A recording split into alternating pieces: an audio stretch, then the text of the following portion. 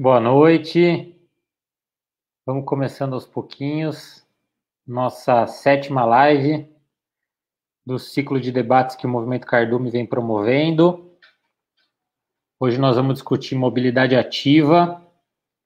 Estou esperando aqui a Ju. Ela teve um probleminha, caiu. Daqui a pouquinho ela vem para cá, está chegando. E aí eu vou começar primeiro agradecendo todo mundo que topou estar com a gente conseguiu montar um timaço para pensar esse tema, que é fundamental para Jundiaí. É um tema que ele é importante para as políticas públicas de qualquer cidade já há bastante tempo, e em Jundiaí a gente precisa avançar nesse assunto, né? A gente teve, nos últimos anos, poucas políticas inovadoras, tem a necessidade de avançar num entendimento de mobilidade urbana para além do carro, do automóvel individual. E no Cardume a gente tem discutido e estudado maneiras de contribuir com várias temáticas nessa proposta de mandato coletivo que a gente tem feito. O Movimento Cardume propõe um mandato coletivo para a Câmara Municipal, é a primeira proposta de mandato coletivo, né? Comigo, com a Rosana e com a Juliana, é um trio que representa nessas eleições o movimento. E no tema da mobilidade, eu tenho uma atuação, já uma militância antiga, já há muitos anos no Pedala Jundiaí, inclusive hoje a gente conseguiu aí juntar uma parte do nosso grupo, e faz muito tempo que a gente vem reivindicando e vem lutando para que a prefeitura pense mais sobre a integração entre bicicletas, pedestres, ônibus, como uma alternativa, né, para a mobilidade da cidade. Então, tem várias propostas que a gente tem feito e que a gente fez nesses anos, e estamos agora estudando que iniciativas um mandato legislativo, um mandato na Câmara Municipal poderia contribuir. E, em geral, o que nos preocupa muito é a gente não fazer uma gestão baseada nos dados, nos números, e a gente acha que a Câmara Municipal pode contribuir muito com isso. Acompanhar todos os dados de acidente, os lugares que são mais perigosos, de que maneira tem sido para os pedestres e para os ciclistas caminharem, se locomoverem na cidade, de que maneira as linhas de ônibus estão lentas ou não, como a gente poderia melhorar a eficiência do sistema de ônibus. Então, analisar esses dados, recolher essas informações e pensar em propostas de aprimoramento é uma ação que a Câmara Municipal poderia fazer. Nós imaginamos que um mandato poderia contribuir muito com isso, em especial sendo muito vigilante sobre os dados de acidente. Jundiaí não pode se acostumar em ser uma cidade tão perigosa como tem sido. Quando a gente compara com cidades como Sorocaba, por exemplo, enquanto a gente teve 69 vítimas fatais de acidentes com bicicletas nos últimos 9 anos e meio, a gente olhava com inveja para Sorocaba, que ficava 2, 3 anos sem nenhum acidente fatal com ciclista, né? Então, não é normal, né? A gente tem números preocupantes. Então, uma Câmara pode contribuir com isso, e uma Câmara pode contribuir também para que a gente saia dessa visão de grandes obras, de que qualquer obra tem que ser grande, cara, difícil de fazer. Tem inúmeras pequenas ações que várias prefeituras, várias cidades do mundo têm feito e que a gente poderia realizar aqui. Então, uma das propostas que a gente está estudando é, através do mandato, contribuir para melhorar a gestão do nosso Fundo Municipal de Trânsito, que tem um bom saldo, tem mais de 14 milhões de reais, poderia ajudar a financiar várias pequenas obras. Em outras cidades, os fundos de trânsito já têm sido usados para melhorar calçadas, fazer ciclorotas, melhorar a sinalização, fazer faixa elevada. Inclusive, em São Paulo, recentemente, esse ano, a prefeitura usou o recurso do fundo para fazer faixa de ônibus e ciclovia. Então, já tem precedente de uso do fundo. Então, a gente quer contribuir para aperfeiçoar essa gestão.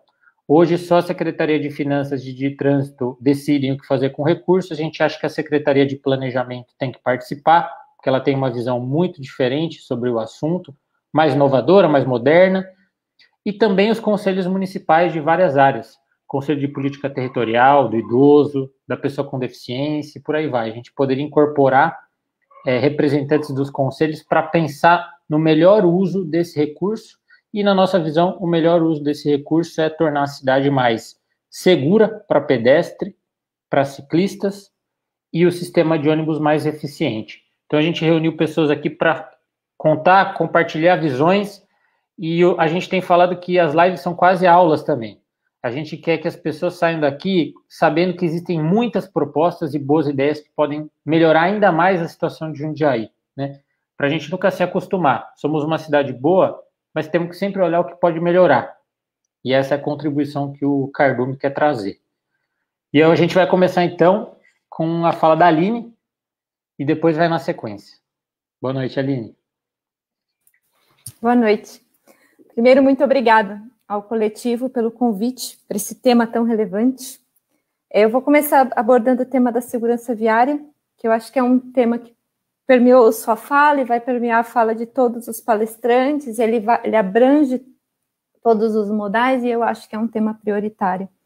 Então, é urgente que as cidades tratem esse tema, como você disse, não só no Brasil, é o mundo inteiro que trata esse tema.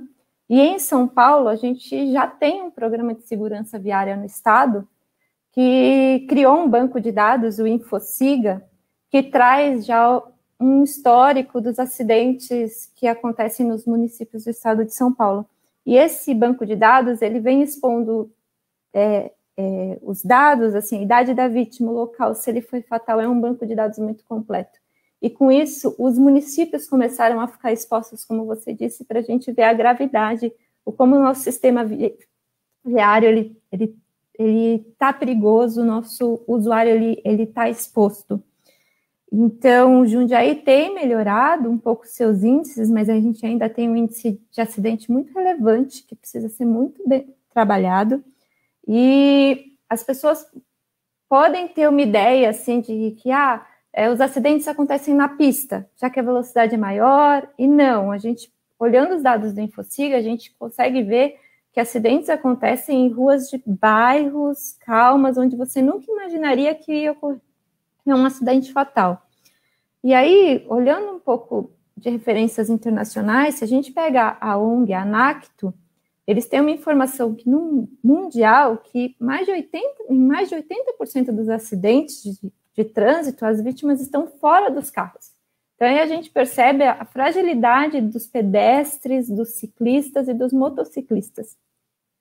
E em 2018, no começo de 2019, com dados de 2018, lá na prefeitura a gente fez um estudo pelo InfoSiga, de cada 10 vítimas de atropelamento, 7 estavam em travessias e uma estava em calçada. O que significa só 2 é que, teoricamente, estavam no local que não era para atravessar, mas muitas vezes falta infraestrutura, falta a travessia. Então, a gente também não pode culpar o pedestre.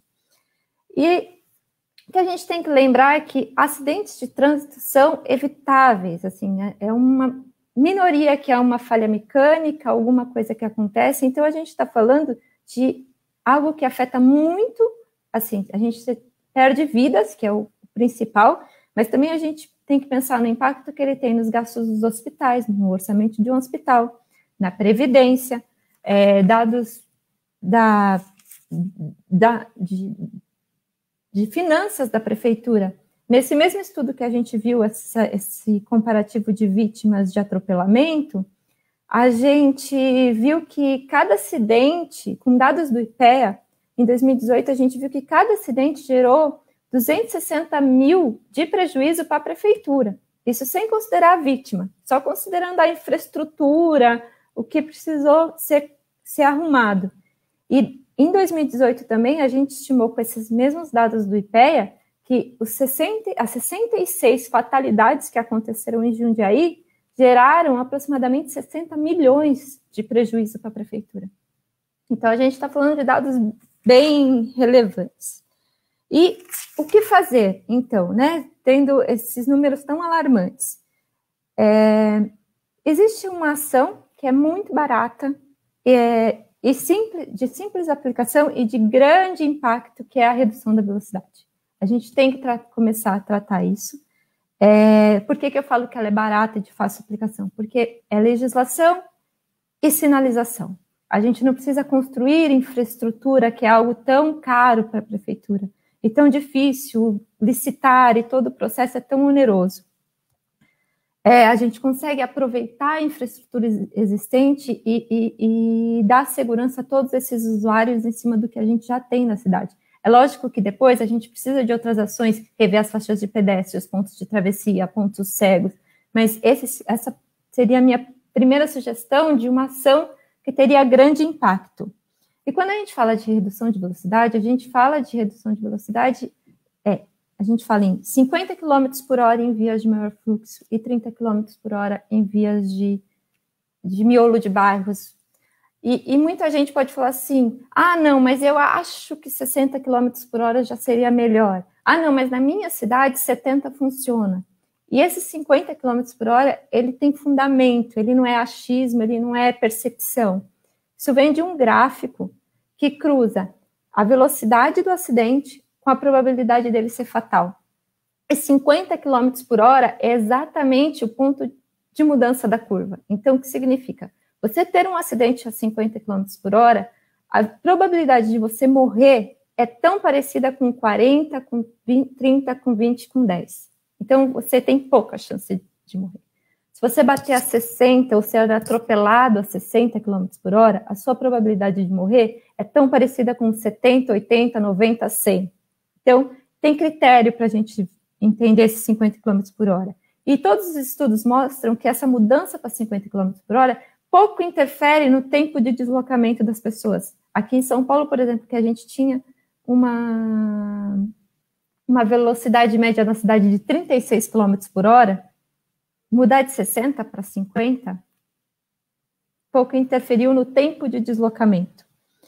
E o 30 km por hora nas vias internas dos bairros é exatamente porque a gente quer usar a infraestrutura e a gente consegue compartilhar os usuários. Então, é o pedestre que compartilha espaço com a bicicleta e com o carro e com todos os outros usuários.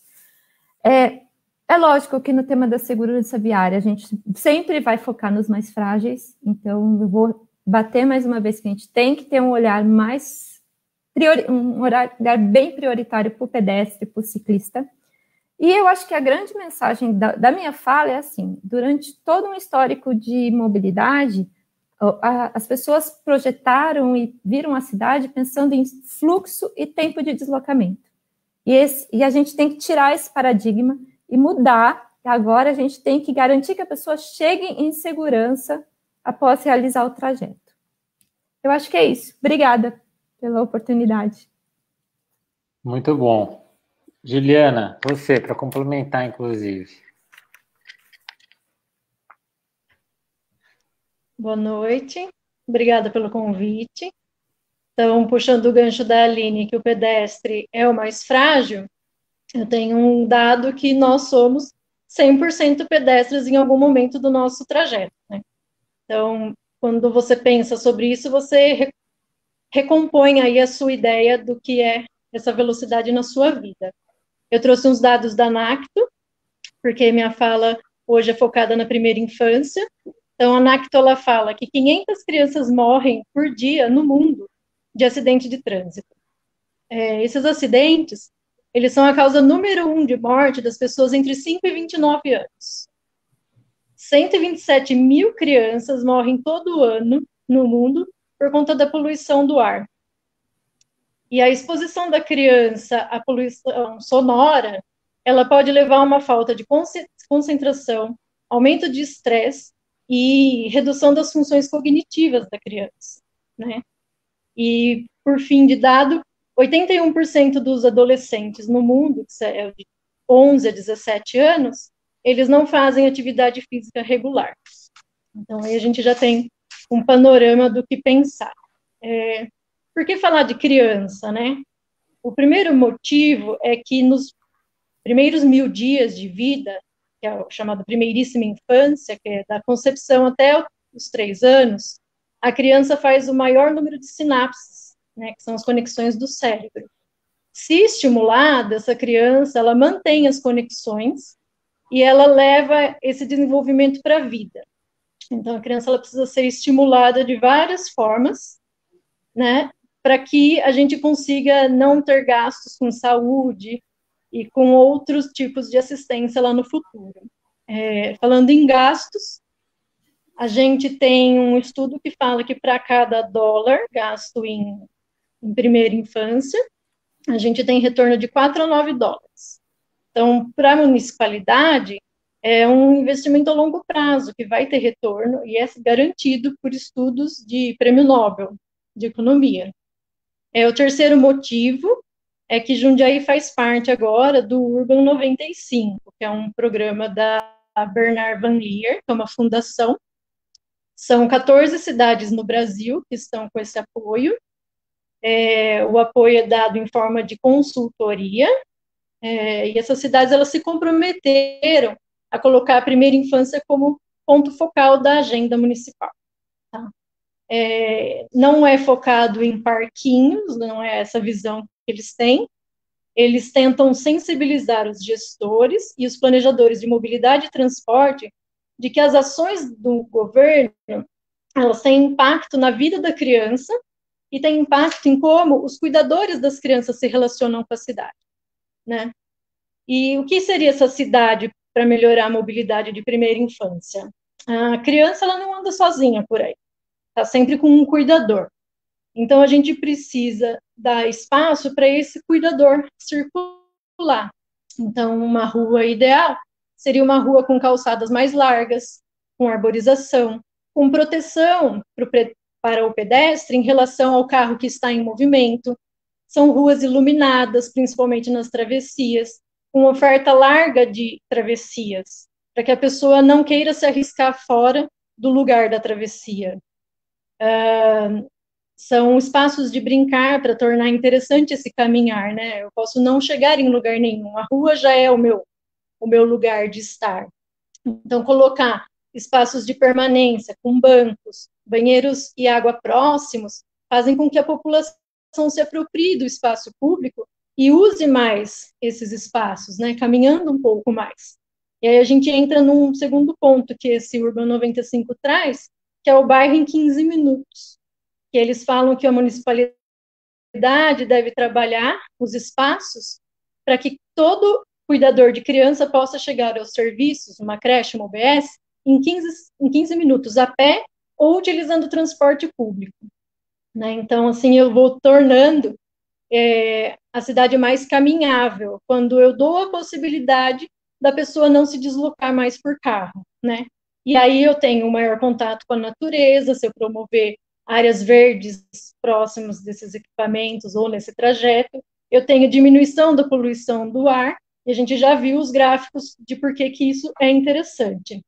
E aí o desenho para a cidade da criança é o desenho universal. Quando eu trabalho esse desenho que favorece a criança, o cuidador, eu estou privilegiando o ciclista, o idoso, o cadeirante, então ele é bom para a cidade como um todo.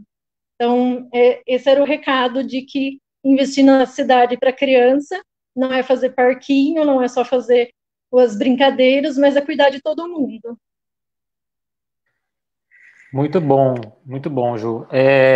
Até vou pegar esse gancho na hora de passar aqui para o Daniel, porque nosso sonho é uma das bandeiras que a gente tem reforçado já há muitos anos, né?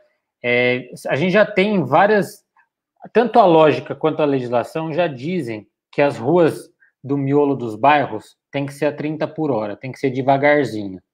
Então, assim, eu falo lógica é a lei, porque tanto é a lei, tanto é o Código de Trânsito, quanto é a lógica. As pessoas vão andar com mais segurança até a escola, até os serviços do bairro, vai ser mais seguro para as crianças, elas vão ter mais autonomia, vai ser mais seguro para os idosos, vai ser mais seguro para o ciclista, desde que, obviamente, ele tenha uma proposta feita de integração. Vá da sua casa de bike até um terminal, integre no serviço de ônibus.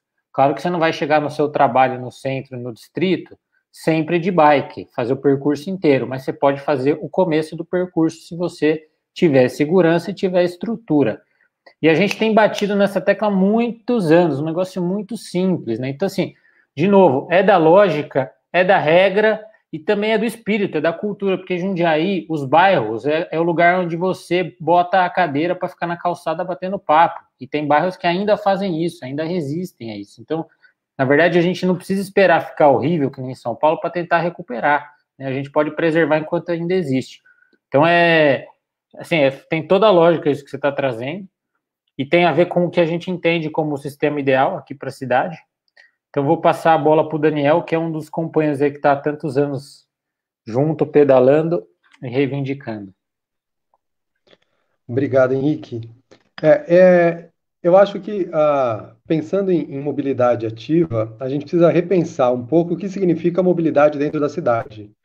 Porque a gente está sempre pensando, vou pensar do grande e depois vou para o micro, né?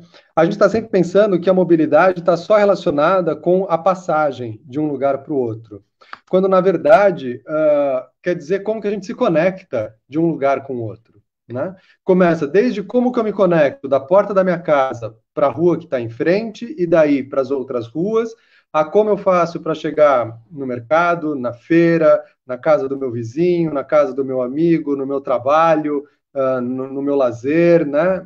Na minha atividade que eu vou exercer. Então, a gente pensar em mobilidade é, na verdade, pensar em como que a gente usufrui da cidade num primeiro momento, né? É como que a gente aproveita o espaço público da forma mais direta que se tem, né? Que é passando pelos espaços. Como que eu me conecto com esses espaços, né? Uma das grandes características que a gente tem na cidade, está perdendo muito rapidamente, é aquela tradição, né? Aquela cena das pessoas que puxam a cadeira para sentar na calçada em frente à sua casa e ficar batendo papo, né? Até o final do dia, ou no final do dia. Isso está se perdendo. E tem uma série de razões para isso se perder, né? Uma delas é exatamente essa falta de conexão que a gente está deixando de criar com os espaços públicos, com a cidade, né? Com os lugares. Isso acontece por quê? Principalmente pela carrificação, né? Pelo aumento do número de carros na cidade, pelo aumento de velocidade que a gente tratou aqui, pelo descaso com a sinalização, com a iluminação, com a calçada e com o espaço público de uma forma geral. Então, acho que o passo primeiro é a gente retomar o espaço público como um espaço de vivência, como um espaço de permanência, não só como um espaço de travessia, né? Como um espaço de passagem. A gente planeja essas ações todas de uma forma geral, né? Numa perspectiva ampla, no plano diretor. E uma das coisas que a gente fez nos 2 últimos planos diretores da cidade foi pensar a função urbanística da via, né? Como que essas vias que conectam lugares exercem uma função de desenho da cidade, não só de gabarito de construção, né? Então, a gente tem vários tipos de classificação das ruas, 5 tipos aqui em Jundiaí, né, que dizem desde quando que é a rua mais restrita, aquela que preserva mais essa vida de dentro do bairro, até aquela que vai ter corredor de ônibus, que vai ter muita gente passando, prédios altíssimos, comércio bombando, né? Essa é uma característica que a gente não pode perder daqui para frente no planejamento da cidade, né? Como que as vias conectam lugares e estruturam o desenho urbano da cidade. Dentro do plano diretor, a gente tem, então, uma série de programas, instrumentos e ferramentas para fazer com que esse desenho de cidade se concretize, se realize, né? Não só a gente tem a previsão desses programas, como a gente tem também o Fundo Municipal de Desenvolvimento Territorial, que é gerido e organizado e fiscalizado pelo Conselho Municipal de Política Territorial. Ou seja, é a própria população que vai propor e fiscalizar as ações que estão previstas nesse grande projeto de cidade que é o Plano Diretor. Esse fundo tinha uma rúbrica destinada exclusivamente para melhorias do viário, né, da mobilidade ativa, que foi retirada, e agora a gente tem que apresentar projetos em geral para discutir, né, para debater qual vai ser a prioridade que a gente vai dar para isso, né? Então é importante a gente ficar de olho nesse outro fundo, que é diferente desse dos 14 milhões que você falou, né, para fazer exatamente essas intervenções muito pontuais na cidade, né, que resolvem muito a vida das pessoas. Sinalização, placa, campanha educativa, outras formas de campanhas de esclarecimento, pesquisa de satisfação, né? Tudo isso seria muito possível de ser feito com baixíssimo orçamento, né? Com recursos desse fundo, por exemplo. Essa linha de ônibus está funcionando ou não? O ônibus está adequado ou não? Né? Tudo isso a gente poderia fazer com esse fundo. As grandes obras, essas que precisam de estruturação, corredor de ônibus, faixa exclusiva, que são coisas maiores, a gente precisaria estar muito em cima da LDO e da LOA, da Lei de Diretrizes Orçamentárias, né, e do orçamento público, que aí é foco exclusivo, né, quase que do legislativo, né? Então, acho que manter o foco nesses três pontos é essencial para a gente conseguir repensar a forma de desenhar a cidade. As conexões que a gente cria, né, dentro da cidade, pensando em como a gente se locomove nela, o desenho de cidade que a gente cria a partir do plano diretor, esse planejamento da cidade que a gente tem a partir do plano diretor, fazer com que os programas e fundos deles sejam executados e que os recursos que estão previstos lá sejam empregados e, principalmente, que a discussão do orçamento aconteça de forma ampla e participativa. Cara, muito bom. Arrematar, acho importante a gente falar do jeito simples e direto. Nunca faltou dinheiro em Jundiaí. Nunca faltou dinheiro em Jundiaí.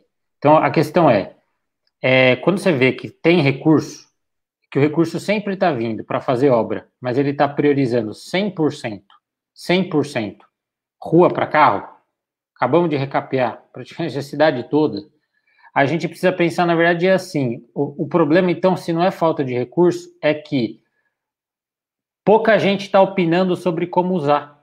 Pouca gente está discutindo na hora de definir a prioridade. Então, e eu falo isso com tranquilidade porque eu sei que dentro da prefeitura tem muita gente que gostaria de equilibrar melhor, de priorizar outras ações também. Por isso que uma das nossas propostas é aumentar a quantidade de pessoas que vai poder decidir, é ter participação na gestão desses recursos e começar a aprofundar o debate para quando a gente tiver milhões de reais para decidir alguma coisa, a gente equilibrar melhor. Se durante esses anos a gente tivesse equilibrado melhor e usado uma parte desse recurso para outros tipos de obra, a gente não teria a realidade atual em quantidade de acidentes. Não seria tão perigoso andar de bicicleta em Jundiaí, se você tenta se locomover para o seu trabalho em Jundiaí. Não seria tão difícil, se você é um idoso, você ter autonomia dentro do seu bairro, ir num mercado, atravessar a rua, etc. Então, acho que você trouxe bem a questão. É muito importante que os conselhos municipais possam participar mais efetivamente disso. E a prefeitura como um todo, cada secretaria tem uma visão. É bom a gente ter uma participação ampla, né, da gestão pública para decidir como usar esses recursos, porque a gente sabe que Jundiaí é uma cidade que tem essa vantagem, tem orçamento. Então, se a gente fizer um debate mais participativo, incluir um pouco outras visões, em 5, 10 anos a gente consegue mudar o cenário, né? E é o nosso sonho, né, Roberto? Porque já passou 10 anos desde que a gente começou e pouca coisa mudou. Boa noite. Você tá no mudo. Agora vai. Isso. Boa noite. A gente sempre lutou por isso, né? E a gente tem que pensar a mobilidade como que tem que ser acessível a todos, né?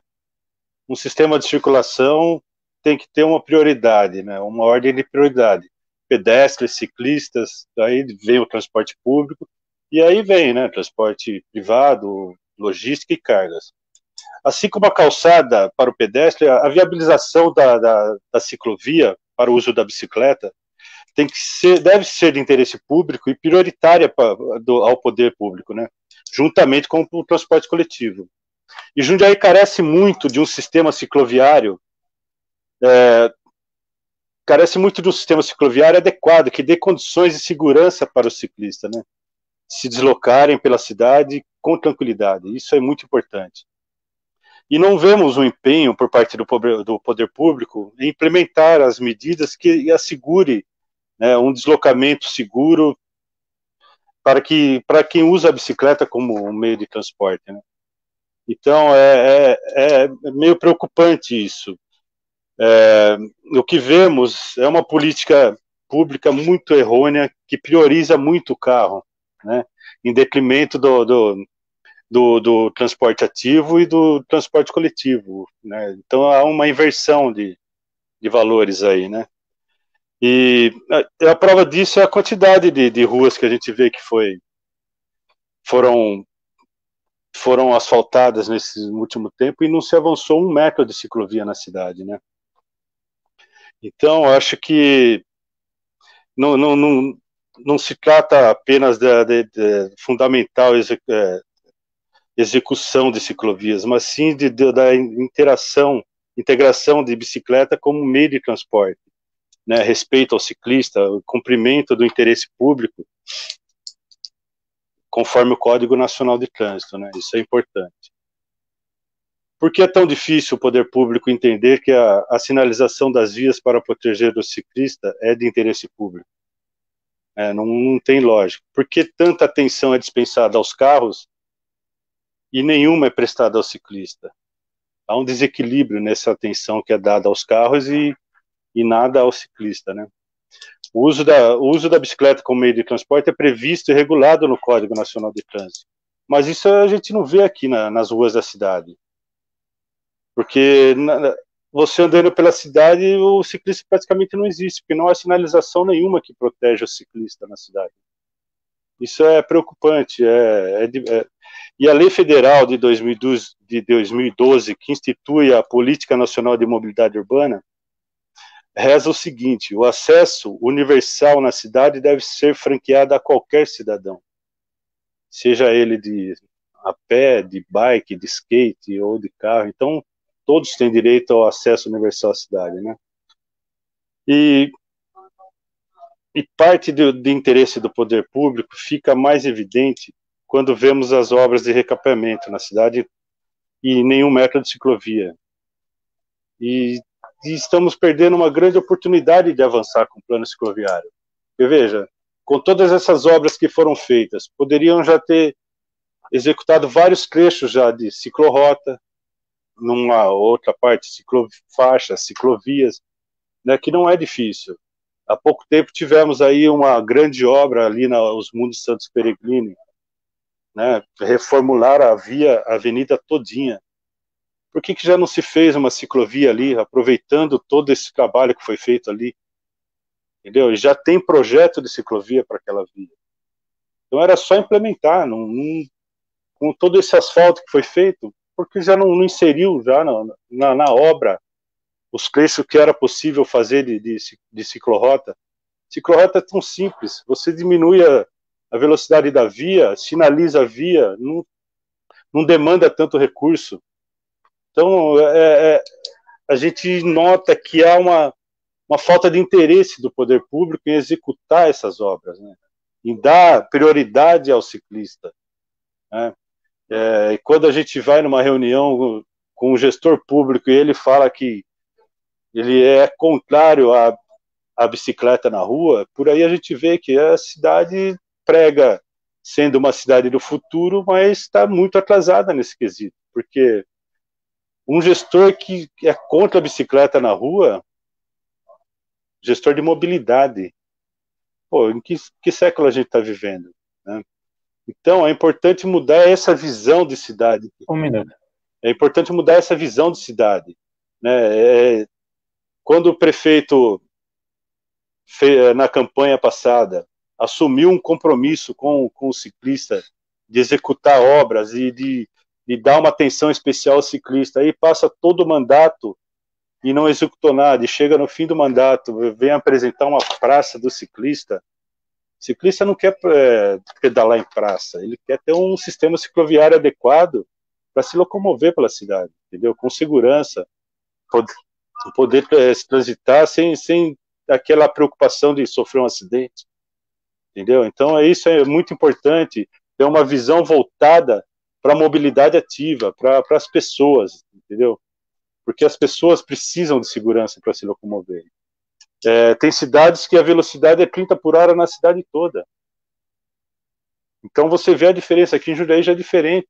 Qualquer rua, qualquer avenida, qualquer rua de bairro, você vê as pessoas passando a 70, 80 por hora, sem o mínimo respeito pelo pedestre, pelo ciclista, por qualquer pessoa que esteja na rua, entendeu? E isso é muito grave. Então tem que se mudar essa visão de cidade. Né? Tem que se mudar e tem que implementar certas políticas públicas voltadas para as pessoas e não para os carros. Né? Então isso é fundamental para que se caia o número de acidentes, que se dê uma mobilidade ativa de verdade mesmo, entendeu? E que dê segurança para as pessoas, né? E se invista mais em calçada, acessibilidade. Tem muitas calçadas que um cadeirante não tem como se locomover, entendeu? Então, além da calçada estar toda arrebentada, não tem um acesso, não tem uma lombofaixa, né? O que seria, Boa. né? Entendeu? Isso é importante, é pensar na cidade para as pessoas, né? Perfeito. E, bom, valeu, Roberto. Eu vou passar para o Gabriel. Antes, só vou reforçar. Bom, essa é a nossa visão, né? É importante a gente coletivamente perceber onde Jundiaí tem errado. E assim, quando a gente fala errar, é errar nos últimos 10, 12 anos. Então, assim, a nossa reflexão aqui ela é mais profunda do que ficar mirando só em um governo ou no outro. E errando, e quando a gente fala de errar, é também de como é importante os ativistas, os cidadãos, os jundiaenses, parte da sociedade que já se convenceu das soluções necessárias, conseguir ampliar o debate para convencer quem ainda tem dúvidas, quem ainda não está convencido, né? Isso é em todos os campos.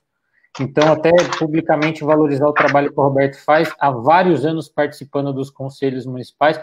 Não é fácil para um ciclista ouvir essas coisas e continuar e ir na próxima reunião, e continuar colaborando e contribuindo e cooperando. Então, assim, é um exemplo mesmo. E em Jundiaí, a bicicleta, a gente sabe que a bicicleta é o melhor meio de transporte até 5 km, em trajetos curtos. Então, a gente sempre falou da importância de pensar a bicicleta aqui conectado com o Situ, integrando com o ônibus, né? E a gente continua insistindo nisso, da importância dessa integração. Então, o Gabriel vem para falar um pouquinho dessa outra parte da integração. Bom, boa noite, pessoal. Bom, como o Henrique falou, vim falar um pouco sobre o transporte coletivo, que é basicamente minha paixão, né? Bom, eu mexo com transporte coletivo em tese, acho que mais de 10 anos. Sempre fui ligado na parte de ônibus, metrô, trem, tudo. E com isso, lá em 2014, eu conheci o Henrique. No concurso Cidadãos, eu vim com um projeto de um novo terminal central e o Henrique com um projeto de 18 faixas exclusivas para ônibus, que é um projeto que fala muito com o transporte coletivo urbano de Jundiaí. Bem, após esses 6 anos aí, eu me formei em ensino médio e fui fazer engenharia de transporte e logística, movido pela paixão que eu tenho no transporte coletivo. E o Henrique entrou em contato comigo, né, falando, pô, você lembra daquele projeto de 18 faixas? Claro que eu lembro. Vamos trabalhar nisso? Bora? Porque tudo que tem o potencial de ajudar o transporte coletivo urbano de Jundiaí, eu tenho. Independente de tudo. Se for para melhorar, estou dentro, mas lógico, se for para melhorar, eu gosto de números. Então, não adianta você vir com uma proposta de metrô em Jundiaí. Pô, show! Não tem demanda para isso. Eu sou o cara pé no chão. Eu quero soluções cabíveis para a cidade. Com isso, com essa bagagem que eu consegui durante minha graduação, ainda estou na graduação, mas eu consegui um pouco de bagagem na metodologia universitária, eu consegui chegar em 7 faixas exclusivas de Jundiaí, que beneficiariam aproximadamente 85% a 90% de todas as linhas da cidade, com foco nas linhas troncais. O que são as linhas troncais? Agora, dando um passinho para trás, o Situ, o transporte coletivo de Jundiaí, ele foi pensado de uma forma muito inteligente, que, em média, você tem que tomar 3 ônibus para chegar ao seu destino, até 3 ônibus. Então, você pega o ônibus aqui na sua casa, vai até o terminal vai para outro terminal, e de lá para o seu ponto final. Ou você desce um pouco antes, utilizando essas linhas entre terminais. Com isso, as linhas troncais são as linhas que transportam a maior quantidade de pessoas. Portanto, se você beneficiar o tempo da linha troncal, você estará beneficiando quase todo mundo. Acho que 95% das pessoas utilizam uma linha troncal no seu deslocamento. E a linha troncal, ela é a linha que você vai ficar mais tempo. Então, ela vai ser a linha que você vai ficar mais tempo dentro do ônibus. Então, se você beneficiar isso, vai beneficiar o seu trajeto como um todo. Com isso, utilizando uma metodologia, calculei a velocidade média que os ônibus levam em determinados trechos do seu itinerário e percebemos onde estão os gargalos. Os gargalos que mostram que a velocidade média do ônibus naquele trecho chega a 10 km por hora. Uma pessoa anda 6 km por hora, então é um pouquinho acima. É inconcebível isso.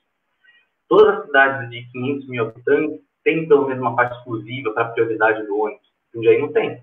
Foi testado ali em 2010, mas é a mesma coisa que, não sei o que pensaram, porque você não instala só uma parte exclusiva, você instala a parte exclusiva e pensa no sistema como um todo, que é transporte coletivo. Você tem que abranger o máximo de pessoas possíveis, a coletividade.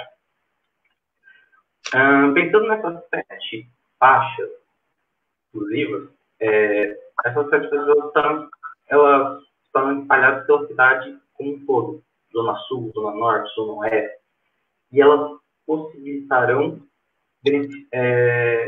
o seu maior deslocamento, independente do vetor que você está. E por que faixas exclusivas? Por que um corredor de BRT, um corredor exclusivo? Porque faixa exclusiva é barata. Como eu falei, eu gosto de pé no chão. Faixa exclusiva, você pinta ali, bota uma sinalização vertical, uma sinalização horizontal, e o ônibus vai passar ali. Você define horários. Isso é flexibilidade. Você pode, exemplo, uma dessas faixas é na Avenida Jundiaí. Avenida Jundiaí, você tem vaga para carro, correto? Então, você pode ter que ir no horário de pico, no sentido do centro, o horário de pico da manhã ali é das 7 até as 9 horas da manhã, mais ou menos. Você coloca a faixa exclusiva lá. Depois desse horário, pode voltar para carro lá. Pode fazer isso. Tem essa flexibilidade. E a velocidade média dessa faixa chega a 19,5 até 21 km por hora. Se você comparar naquele pico de 10 km por hora, é o dobro. Então, você vai permitir que a pessoa chegue mais rápido em casa, que o ônibus, que tenha menos ônibus nas ruas, até porque você vai ter um tempo menor de ciclo do carro ir e voltar. Então, é um benefício para o coletivo. E pensando no benefício do coletivo, a bicicleta, ela sempre, por alguns especialistas, ela é vista como concorrente de transporte. E não é verdade isso. O ideal é o quê? A pessoa pegar a bike e ir até o terminal e de lá você fazer o seu trajeto troncal, mas o trajeto troncal de ônibus. Não é a concorrência. Eles se coexistirem, eles falarem. Talvez até ter uma tarifa diferenciada no futuro, para quem chegou de bike no terminal e coloca só no bicicletário, assim como tem estações de CPTM em São Paulo que tem os bicicletários. É toda uma discussão do transporte coletivo de Jundiaí que você precisa avançar. O transporte coletivo de Jundiaí não é ruim. Não é ruim. Mas você tem pontos-chave que nos prenderam lá em 2005, que foi quando o sistema foi implantado. Obrigado pela oportunidade, Henrique. Muito bom. Eu gostei que você trouxe essa coisa do pé no chão, né? E esse é o mantra nosso. Iniciativas práticas, porque, em geral, o Movimento Cardume ele é formado por 17 ativistas em várias áreas, que acompanham e lutam nessas áreas há muitos anos. Então, a gente acumula, ao mesmo tempo, os sonhos de longo prazo com a sabedoria de coisas muito práticas, pé no chão, que daria para fazer, né?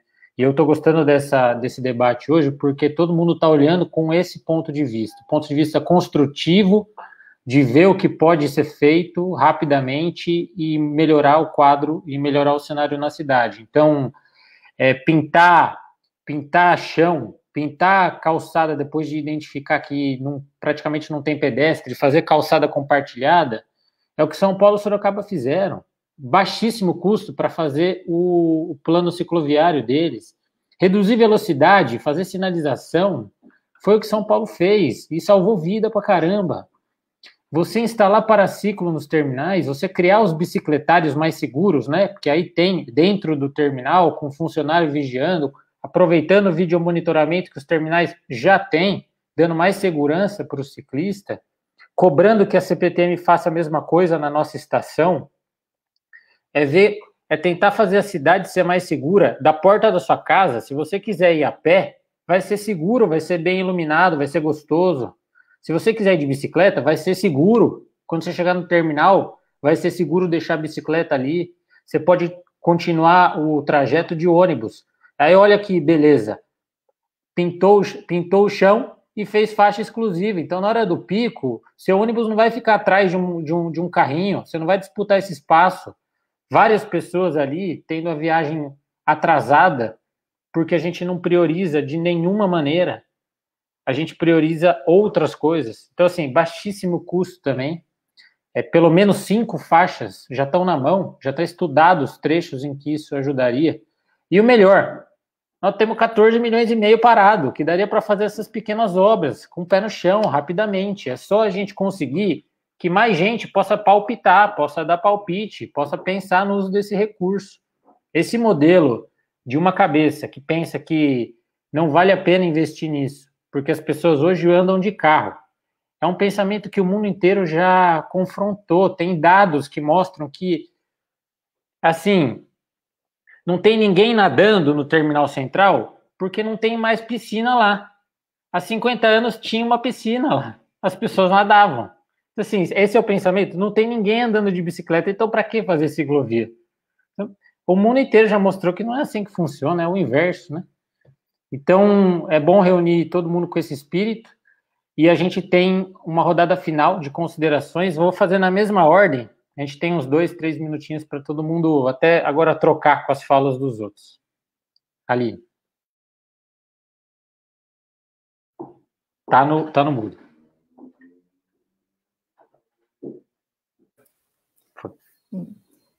Mais uma vez, eu agradeço não só ao coletivo, a todos os participantes, porque para a gente que está dentro da prefeitura também é muito interessante a gente perceber esse alinhamento com todos os atores da sociedade.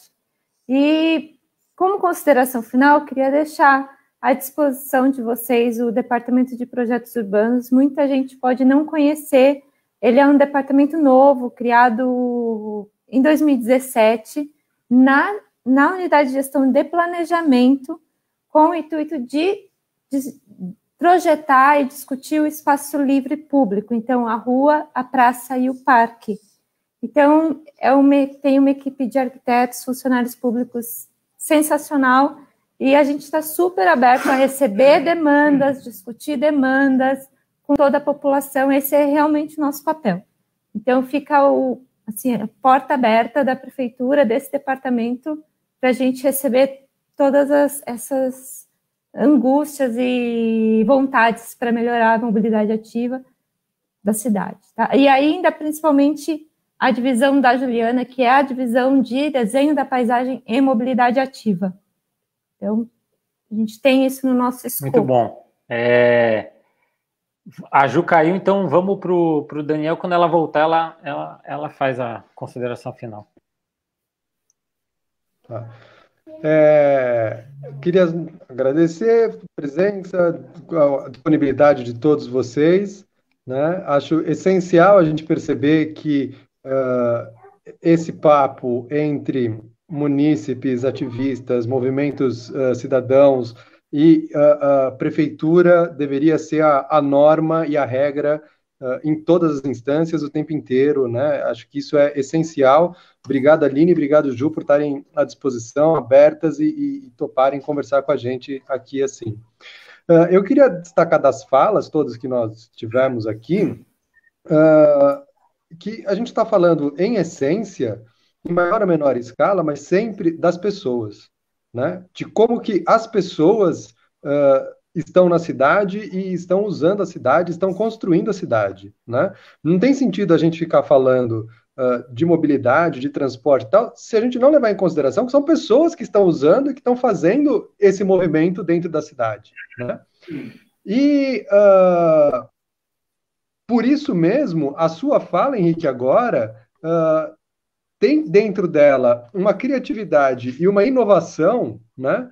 Sem instalar um microchip na cidade, sem instalar um sensor, nada, né? Assim, a inovação não se dá através da máquina só, né? Ela se dá através de olhar para as pessoas, né? Ter noção de que é gente, né? E gente que está se juntando, que está fazendo a sua vida, que está construindo junto, né? Então, acho que um olhar que a gente precisa ter o tempo inteiro, antes de pensar na moda, do slogan, do jargão, né, qual é a grande tendência que tem do planejamento, do urbanismo, ou do transporte, né, quem está fazendo isso? Para quem a gente está fazendo isso? Né? E quem está por trás disso tudo? Né? Que no fim das contas são as pessoas, são as crianças, como a Ju falou, são os trabalhadores, como o Gabriel falou, são os ciclistas, como o Roberto falou, né? São as pessoas que estão construindo a cidade. Então, essa inovação de dinamizar a ação das pessoas na construção da cidade é o que sobra para a gente, né? Assim, é o que emerge desse cardume todo que a gente está criando aqui, né? A forma que esse cardume está criando é isso, são as pessoas, né? A gente precisa olhar para as pessoas. A inovação está em olhar para as pessoas. Obrigado. Valeu. Ju, você tinha caído, então o Daniel pegou sua vez na fila. Eu vi que todo mundo parou de falar, falei, acho que eu caí. Eu vejo assim, que são 70 anos na política nacional construindo esse modelo carrocentrista, né? E uma ou duas gestões municipais, elas não são suficientes para mudar o modelo. Jundiaí acabou de contratar um plano de mobilidade para ser entregue no ano que vem, e eu espero que seja com participação social, com participação da equipe que cuida de mobilidade ativa, para que a gente possa mudar alguma coisa para os próximos anos. E a árvore não nasce com 10 metros de altura e 10 metros de copa, né? De diâmetro de copa. Então, a gente está plantando sementes e tem que ter paciência, e o nosso adubo é a participação social. Então, para quem está assistindo, se intere dos assuntos e participe, que são vocês que têm o poder de cobrar. Muito bom, bom recado. Roberto, você está no mudo. Eu tiro aqui. Manda ver. Tá.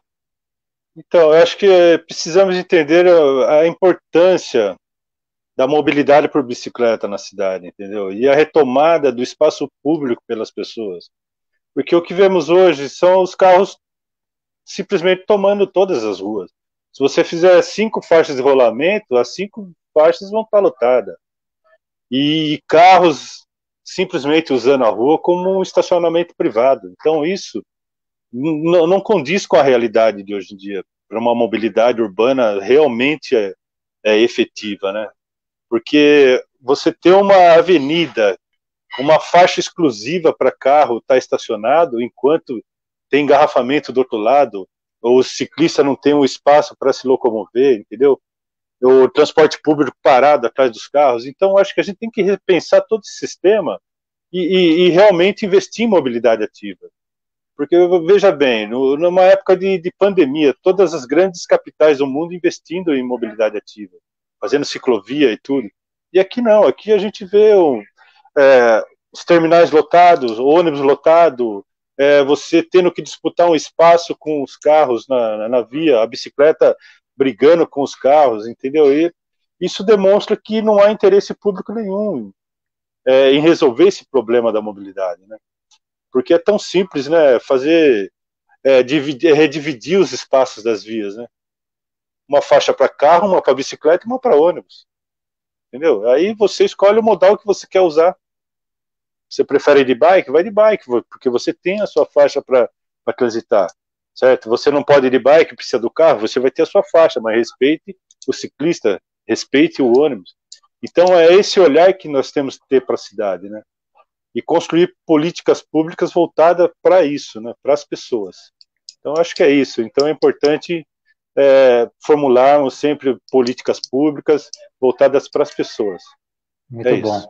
Muito obrigado foi muito legal participar dessa live. Gabriel.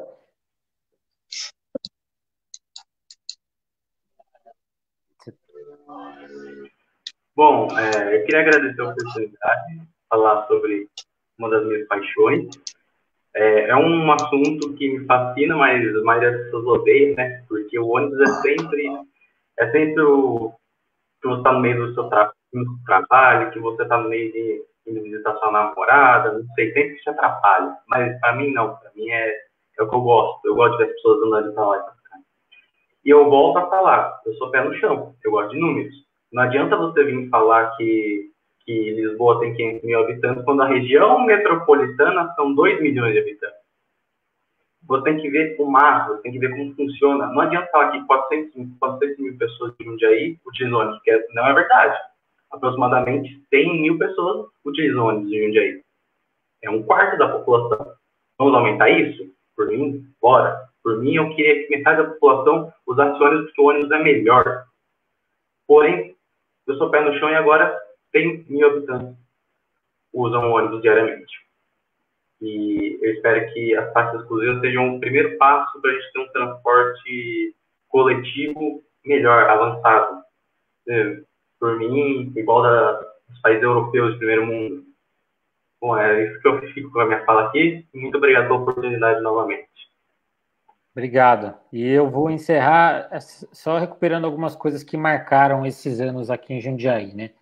Primeira coisa que para as pessoas poderem entender qual é o problema, e isso é fundamental, a gente precisa fazer com que a população entenda o problema, senão fica mais difícil ter a ajuda dela para tentar implementar propostas. Então a gente precisa tornar o problema visível. Isso significa que a gente deveria dar mais transparência para os dados, por pior que eles sejam. A gente deveria dar mais transparência para os dados de acidente na cidade, para o jundiaense saber como é perigoso. Isso vai fazer com que o jundiaense apoie mais quando você vai reduzir velocidade, quando você vai colocar radar. As pessoas precisam conhecer o problema. Quando morrem ciclistas em Jundiaí, a gente do Pedala pega uma bicicleta velha, pinta de branco e faz uma cerimônia de luto, de respeito, e coloca a bicicleta para que os motoristas, quando passem, descubram, saibam que lá morreu um ciclista. Quantas bicicletas a gente pôs e quantas foram retiradas por alguém da prefeitura, por alguma equipe. Desse jeito a gente não vai deixar visível. Desse jeito as pessoas não vão saber que aqui morre muito mais gente de bicicleta do que nas outras cidades. Como é que elas vão apoiar as medidas necessárias? Então, é muito importante e a gente espera contribuir com isso a partir da Câmara Municipal, que é dar publicidade para os dados. É muito importante a gente não ficar refém da opinião pessoal de alguém que é dono da caneta.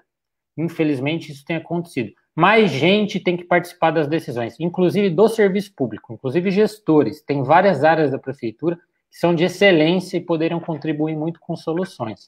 Então, abrir espaço. Eu gosto de falar assim, você está há 30 anos lá, está cansado, está achando tudo difícil de fazer, dá espaço para a gente, dá espaço para outras pessoas. Tá? Não dá para ficar todo o tempo falando que é difícil fazer. Não, eu não vou fazer nada para ciclista porque é perigoso andar de bicicleta. Não, mas já é perigoso, elas já estão andando. Já tem muitas medidas. Tem dezenas de cidades do mundo que ensinam coisas práticas. E tem muita gente dentro da prefeitura em Jundiaí que sabe o que pode ser feito rapidamente, com criatividade e pouco recurso. Então, abram espaço para essas pessoas poderem ajudar a melhorar a cidade. Acho que esse é o recado, porque tem muita gente com essa vontade. Gente, obrigado, boa noite a todos e todas que nos acompanharam. Semana que vem a gente tem a última live aqui no canal do Cardume sobre educação. Falou. Boa noite. Tchau.